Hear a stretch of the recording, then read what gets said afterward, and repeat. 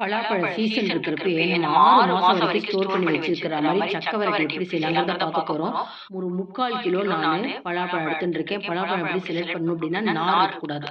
பலாப்பழத்த இப்படி 2ஆ பிக்கிறப்ப நூல் நூலா வரும் பார்த்தீங்களா? அததான் நான் சொல்றேன். அந்த மாரி இல்லாம நீங்க பார்த்துக்கோங்க. உள்ள இருக்கிற சீடெல்லாம் எடுத்துட்டு, சின்ன சின்ன பீஸா எடுத்துட்டு, பிரஷர் பேன்ல கொஞ்சமா தண்ணி, ஒரு 50 எம்எல் தண்ணி விட்டு, லிட்டு போட்டு, வெயிட் போட்டு மீடியம் ஃப்ளேம்ல, சிம் ஃப்ளேம்லயே ஒரே ஒரு விசில் வேக வச்சா போதும். நல்லா வெந்துடும். இப்ப வெயிட் ரிலீஸ் ஆன அப்புறம் எடுத்து காமிக்கிறேன் பாருங்க. இது கொஞ்சம் சூடு ஆறுனதுக்கப்புறம் மிக்ஸி ஜார்ல போட்டு ஒரு 30 செகண்ட்ஸ்க்குள்ள நல்லா கூழ் மாரி அரைச்சு எடுத்துன்னு வந்துடலாம்.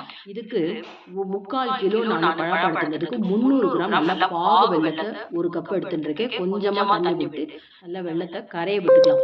அதுக்குள்ள ஒரு அடிகனமான வாணலியில முதல்ல நம்ம அரைச்சு வச்சிருக்கிற இந்த வேக வச்ச பழாப்பழத்த ஓரளவுக்கு நல்லா மாய்ஸ்சர் குறையிற அளவுக்கு நல்லா சுருள கிளறிக்கலாம். இந்த மாதிரி நம்ம கிளறி எடுக்கிறப்ப வெளியில